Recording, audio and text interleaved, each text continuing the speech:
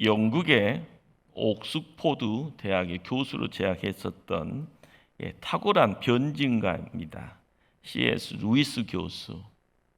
그는 타락한 시대에서는 제 문제를 해결하려는 진지한 몸부림이 사라진다라는 이런 말을 했습니다. 오늘 우리가 살아가는 이 시대가 바로 그런 시대가 아닐까 싶습니다. 물질 만능의 시대입니다. 모두가 자신도 모르게 황금을 숭배하는 것처럼 보입니다. 그러다 보니 교회에서도 자신의 죄 때문에 고민하고 아파하다가 질퍽거리는 눈물 끌어안고 몸부림하는 사람들 보기가 어렵게 됐습니다. 죄를 안고 진지하게 고민해보지 못한 사람들은 구원의 감격도 자유함의 한이도 맛볼 수가 없습니다. 심지어 인본주의적 생각을 갖고 있는 목회자들, 심리학적인 공부 속에서 설계하는 이들은 설계에서 죄라라는 이 단어, 말을 쓰지 말라고까지 합니다. 죄라는 말 대신 부적응, 잘못된 습관, 행동 장애 등의 그런 표현을 쓰라 그렇게 권합니다. 그러나 죄는 죄일 뿐입니다. 죄는 다른 말로 미화시킬 수 없는 그냥 죄입니다. 우리가 이 시대에 살아가면서 착각하면 안 됩니다. 죄에 대한 해결 또한 죄를 죄로 인정할 때 비로소 가능해집니다. 우리가 한번 생각해 봅니다. 암을 암이라고 인정해야 치료의 길이 열립니다.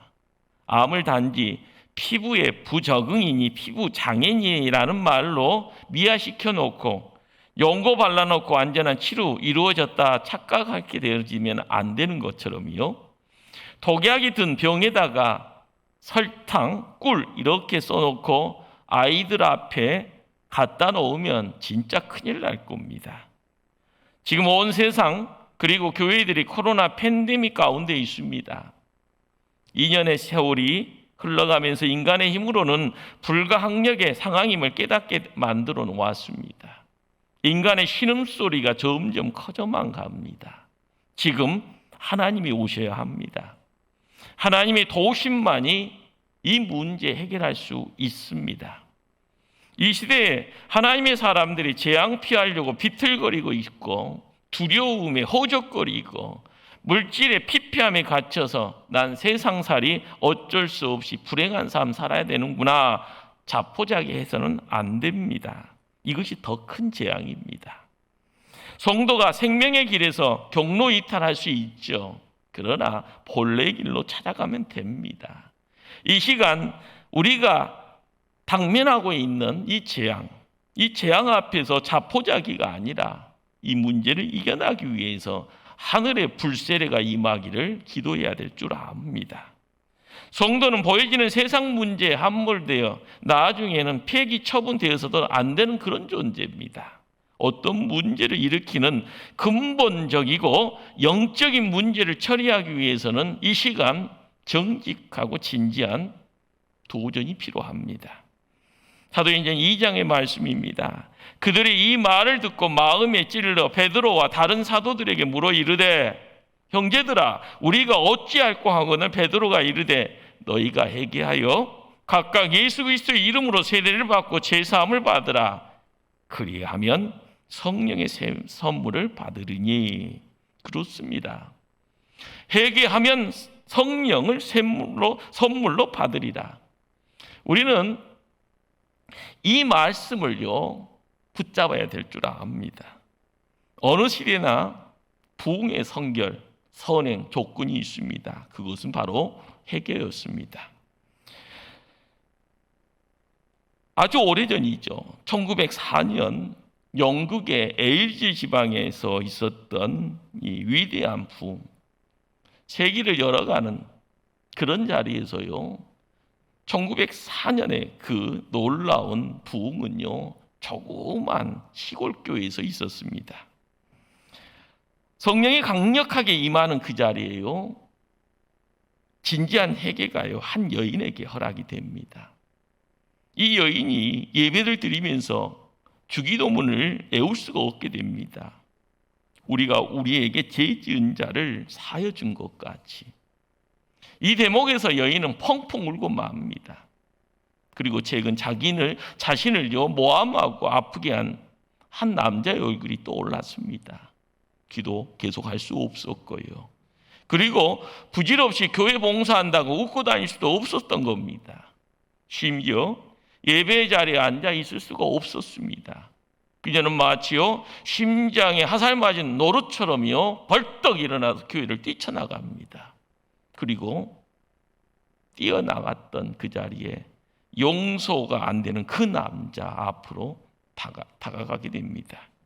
그리고 자신의 잘못을 지적하는 것이 아니라, 그 사람 잘못을 지적하는 것이 아니라 미워했던 못난 자신의 죄를요 회개합니다. 예수 안에서 하나님의 사랑으로 형제 사랑하지 못했던 못난 나의 죄 회개합니다. 그런데 그 자리에요 여인의 눈물 앞에 이 남자가 또한 진지한 눈물을 흘리며 회개를 합니다. 서로 껴안고 눈물을 흘리는 그 자리. 작은 교회에서 일어나는 그 눈물의 회개가 LG라는 이 도시 전역으로 번져나갑니다. 이것이 한 시대에 불타올랐던 한 도시의 불꽃으로만 끝나는 것이 아니라 이 불씨가 1907년에 한국 땅으로 찾아옵니다. 평양 장대영 교회로요. 한국교회가 온전한 모습 일어나는데 시발점이 바로 한 여인의 눈물을 통해서 일어난 역사였던 겁니다. 오늘 본문의 역사적인 배경이 어떠합니까? 2000년 전 유대인들은 로마 제국의 속국으로 모든 것을 내려놓는 암담한 세월을 보내고 있었던 때입니다. 유대 땅을 다스렸던 총독이죠 헤롯 왕은요 동생의 아내를 취하고 데리고 살 만큼 도덕이니 윤리가 땅바닥에 떨어져 있는 그런 시간대입니다. 쥐꼬리만한 권력만 가져도요 착취하는데요 선봉에 서서 사회가 혼탁되도록 혼탁되었던 그런 어떤 상황입니다. 대제사장 그들은 백성들에게 희망을 주기보다는 겁대기만 가지고 있는 속에 아무것도 없는 요란한 수레처럼 세상에 영향력 끼치지 못하고 무기력함의 내용들만 드러냈던 그런 때입니다. 이런 상황 속에서도 백성들은 뭔가 붙잡고 있었는데 그 유일한 희망의 내용이 바로 메시아에 대한 기대였습니다. 메시아 오신다. 그 메시아가 자기들을 구원해 줄 거라. 반드시 오실 거라고 이야기합니다. 나라 잃고 험한 고생, 억압 속에서 이들을 지켜주었던 힘은요 바로 메시아 대망 사상이었습니다. 역사가 흘러가면서도 이것은 변치 않았습니다. 핍박 속에서도요 죽음, 눈앞에 보이는 죽음 앞에서도 이건 포기할 수 없었습니다. 심지어 타락한 현실 상황 속에서도 메시아의 생각은 포기할 수 없고 변질되지도 않았습니다. 그런데 문제는 예수님이 오시기 전까지 무려 400년이라는 신구약의 암흑시대가 있었다라는 겁니다. 백성들에게는요 예언자들의 하늘의 메시지가 끊어졌습니다. 하늘의 음성이 들려지지 않습니다. 우리는 구약 성경을 읽다 보면은요 시대마다 하나님이 일꾼을 세웁니다. 아브라함을 불렀던 하나님의 음성이 어디 있었는가? 요셉을 사용하였던 하나님의 손길은 어디에 있었는가? 모세를 이끄셨던 하나님의 지팡이, 그 지팡이는 이 시대에 없는가? 다윗을 통하여 세우셨던 하나님의 나라는 지금 어디에 있을 것인가? 수많은 선지자를 통해서 들려주셨던 책망과 희망의 메시지는 왜 이 시대에는 들려지지 아니한가? 백성들은 막연하고 암담한 하루하루를 보내던 그런 때입니다. 그런데요, 그때에서 800년 전에 선지자 이사야에게 찾아왔던 하나님의 음성이 광야에서 있었던 세례 요한의 입술을 통하여서 강하게 큰 소리로 선포되기 시작합니다. 누가복음 3장의 말씀. 너희는 주의 길을 준비하라. 그의 오실 것을 곧게 하라. 모든 골짜기가 메어지고 모든 산과 작은 산이 낮아지고 좁은 것은 곧아지고 험한 길이 평탄해질 것이요 모든 육체가 하나님의 구원하심을 보리라. 무슨 말이었을까요? 메시아가 온다는 말입니다. 너희들이 기다리는 메시아가 오니 길을 예비하라.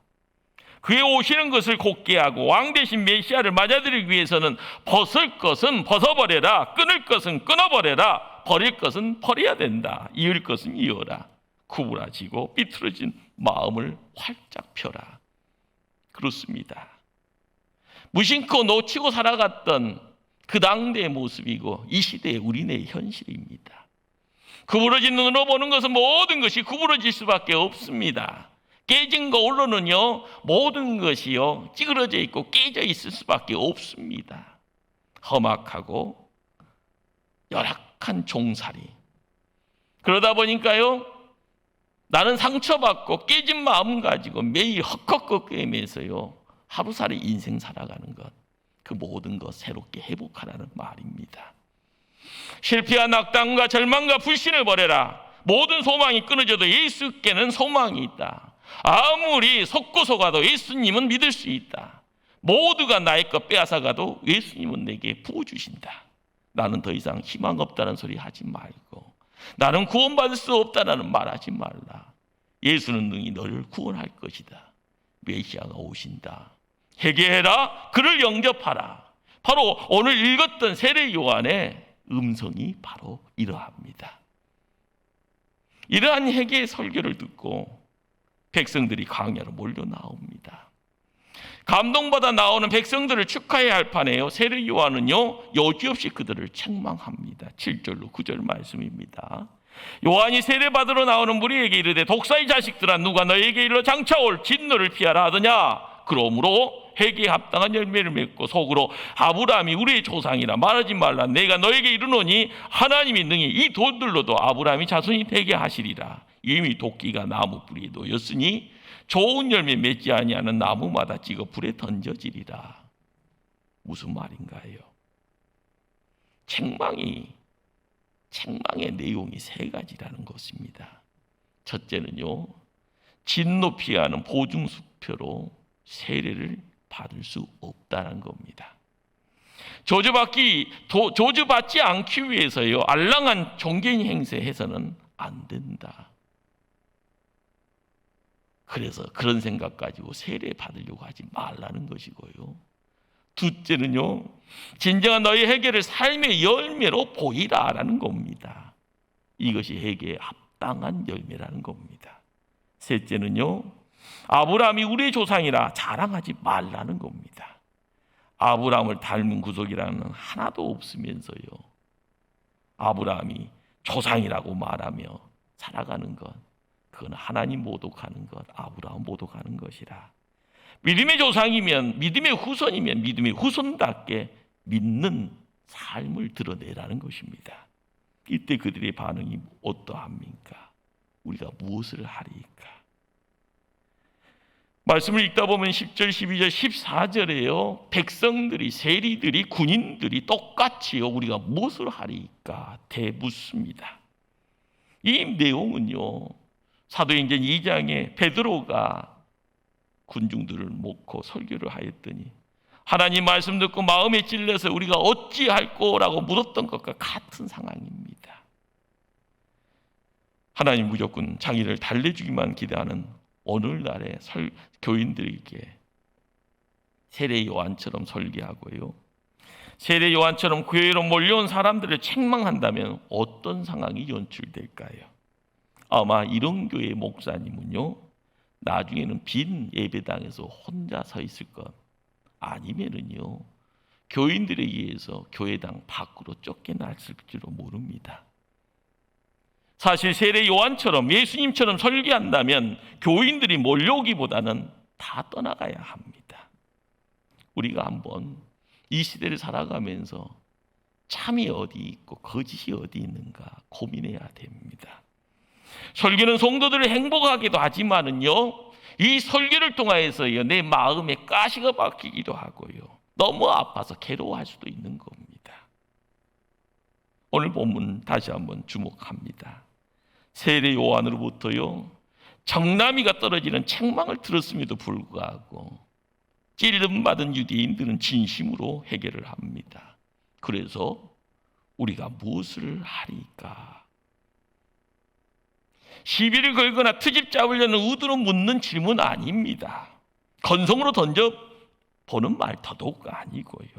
가르쳐 주시면 그 가르침 따라 한번 그대로 살아보겠습니다. 그런 결단입니다. 백성들에게 권합니다. 옷 2벌 있는 자는 옷 없는 자에게 나눠줄 것이요 먹을 것이 없는 자도 그렇게 할 것이니라. 세리에게 부탁합니다. 부과된 것 외에는 거두지 말라. 군인들에게 명령합니다. 사람에게서 강탈하지 말고 거짓으로 고발하지 말고 받는 금료를 족한 줄로 알라. 뭐 대단한 일을 하라는 것 아닙니다. 마치 혁명 일으켜라, 이 더러운 세상 때려 부셔버려라, 구조적인 정치적인 혁신을 시도해라, 사회를 개혁하라, 그렇게 말하지 않았습니다. 믿는 성도들의 내적인 변화, 마음의 변화를 요구하고 있습니다. 내가 지금 서 있는 그 자리에서 할 수 있는 큰 것도 아닌 작은 일부터 무언가를 요청받고 있습니다. 내가 갖고 있는 옷이 2벌이면 하나 나눌 수 있는 것이고, 내가 여유 있으면 배고파하는 사람들에게 누군가에게 식사 한 끼 대접할 수 있는 것이고, 직장 생활하면서 내가 착하고 정의롭고요 살 수 있는, 그 노력할 수 있는 여지가 있으면 그렇게 살아라는 겁니다. 그 삶의 내용 드러낼 때가 바로 진정한 회개라는 겁니다. 입술로만이 아니라 예배드리는 그 자리에서만이 아니라 지금 내가 있는 현장에서 요청받습니다. 그리고 내가 몸담고 있는 공동체를 소중히 여기라고 합니다. 어떤 장소이든 간에 그들이 식구이기에, 아픈 사람, 벗은 사람 내가 돌볼 수 있게 식구입니다. 그들은 운명 공동체라고 할 수 있는 겁니다. 피로 묶인 것이 아니라 예수님 때문에요. 그러기에 우리가 한 배를 탄다라고 이야기할 수 있고요, 한 배 타면서 풍랑일 때는 함께 고생하고요, 좋은 날씨에는 주변 풍경을 바라보면서 기뻐할 수 있을 줄 압니다. 회개하라는 세례 요한의 설교를 들었을 때 당시 사람들은 몹시 당황했을 겁니다. 왜 그럴까요? 당시 회개라는 말이 대단히 생소한 단어였기 때문에 그렇습니다. 이 단어는요, 유대인들에게는 필요치 않는 단어입니다. 유대인들은 하나님의 택한 백성, 선민 사상이 있었습니다. 나는 선민이다. 아브라함의 자손인데 무슨 회개하라는 말인가? 회개란 개종한 이방인들이 하는 것이지라는 그런 생각이었죠. 설사 죄를 지어도요 성전에 나아가 가축 바쳐서 드리면 제사하면 되지, 무슨 회개라 말인가, 이런 생각입니다. 오늘날도요 말라 비틀어지는 종교인들에게는 회개란 낯선 언어가 되고 단어가 될 겁니다. 나하고는 아무 상관없다라고요. 그러나 회개 없는 부흥은 없습니다. 회개 없는 종교는요 이단이고 우상입니다. 그날에 있었던 우리가 무엇을 하리까? 그들의 예침은요 거칠의 예침이 아니라 속사람의 예침입니다. 오늘날 우리의 심장에서 한국계 모든 성도들에게 이러한 모습, 우리가 무엇을 하리까? 이러한 모습이 일어날 수 있도록 우리는 기도해야 될 줄 압니다. 사랑하는 성도님들, 지금 코로나로 세상이 전정태가 됐습니다. 2년째 진행되는 관계로 모두가 지쳐가고 있습니다. 지금 온몸이 상처투성이가 되어서 본래로 다시 돌아갈 수 있는 자정 능력까지 상실한 상태로 보입니다. 너무나 힘들고 고통스럽기만 합니다. 우리는 무엇을 해야 합니까? 무엇을 해야 합니까? 다이아몬드는 원래 색이 없다고 합니다. 그런데요, 핑크빛 다이아몬드처럼 색이 있는 다이아몬드가 있습니다. 어떻게 핑크빛을 내는 것일까? 그 속에 불순물이 있기 때문이라고 이야기를 합니다. 다이아몬드 자체에 빛이 있는 것이 아니라 불순물이 반사되어 색이 나오는 겁니다. 우리 인생도 마찬가지입니다. 인생의 불순물이 나쁜 것만은 아닙니다. 또 불순물이 다 없어져야 좋은 것도 아닙니다. 우리가 이 시대 코로나를 통하여서요, 고난의 자리, 재앙의 자리, 환난의 자리라고 이야기되어지고 이 모든 것이요 나에게 찾아오면 내겐 상처입니다. 너무 깊게 찔리면 피 흘려야 되고요, 너무 괴로우면은요 병원 실려가게 되어 있습니다. 그 상처 인생의 덫이 될 수도 있지만은요 아름다운 왕관이 될 수도 있다라는 것 우리가 깨달아야 될 줄 압니다. 상처를 치유하는 방법도 여러 가지가 있겠죠. 그냥 대충 겉만 치료하고요, 다 나은 걸로 착각하고 살 수도 있는 거고요, 여러 모양 명의를 찾아가서 수술하는 가운데 깨끗하게, 그러나 본질적이고요 궁극적인 것이 될 수는 없습니다. 왜 그러는가? 우리가 경험하는 이 모든 인생의 상처는 그 근원이 죄가 되기 때문에 그렇습니다. 우리의 상처를 하나님의 은혜 안에 아래로 가져와야만 모든 것이 해결됩니다. 상처를 흑암의 권세 아래로 저주 아래 둬서는 안 됩니다. 불순물과 상처가 하나님의 은혜와 만나면 꽃이 되고 하늘에 떠있는 별이 됩니다. 우리의 탄식을요 하나님께로 가져오면 감사가 되고 찬송이 됩니다. 우리 시대에 가장 절실히 요구되는 것은요 성도의 진실된 회개입니다. 우리가 군수가 나가면은요 그 군수는요 세상에서 하나님이 매긴 군수면은 그 복의 내용 때문에 남들에게 존경받습니다. 그러나 환난의 내용 때문에요 하나님이 주시는 내용물들이 점점 약화가 되어지고 가벼워질 수 있습니다. 이러다 죽는 것 아닌가? 그렇죠. 그러나 깨달아야 될 것은요 하나님은 변치 않으시고 하나님은 진실되시고요 하나님은 살아계십니다. 성도의 진실된 회개, 우리가 힘쓰고 애써야 될 일이 회개입니다. 하나님이 은혜 아래로 나아가는 행위이기 때문에 그렇습니다. 예배 자리에 나오는 것도요 은혜의 장, 은혜의 품으로 안기는 것, 은혜의 자리에 세워질 때 하나님의 백성은 자연스럽게 회개라는 단계를 경험합니다. 성령 하나님이 오셔서 제일 먼저 하는 일이요 내 죄를 깨닫고 회개하게 하는 겁니다. 그래서요 성령 충만을 이루면 우리를 통하여서 하나님의 영광이 드러납니다. 시작과 끝의 자리죠. 그러나 시작과 끝의 중간의 가정의 자리에요 환난이 옵니다. 고난의 자리가 있습니다. 세상에요 자연을 통하여 불러오는 쓰나미와 태풍이 있습니다. 어찌할 거예요? 어찌할 거예요? 내 힘으로 해결할 수 없는 것, 그러기에 하나님 앞에 가야 되는 거고요 하나님의 은혜 가운데 세움받아야 됩니다. 지금 하나님이 살아계신다는 증거, 그 증거를 우리가 품어야 되고 손에 잡고 있어야 됩니다. 내가 아무리 힘들고 아무리 괴롭다 할지언정요 하나님 앞에 세움받을 때 역사는 시작됩니다. 믿음의 성도이기에요 내가 매일매일 새로워져야 되고요 나에게 주시는 능력 때문에 내가 매일매일 능력이 있는 삶을 지켜나가야 되고요 나를 통하여서 주변 사람들이 힐링되어지고 나를 통하여서 주변 사람들이 행복해질 수 있는 그런 모습들 하나님의 은혜 아래 있을 때 가능합니다.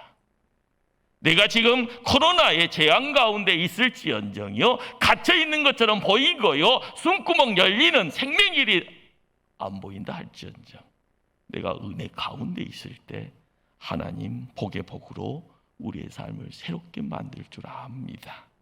이러한 모든 것 주님과 함께 이루어 나가는 복된 신실한 종들 다 되어지기를 간절히 주님 이름으로 축원합니다. 기도합니다.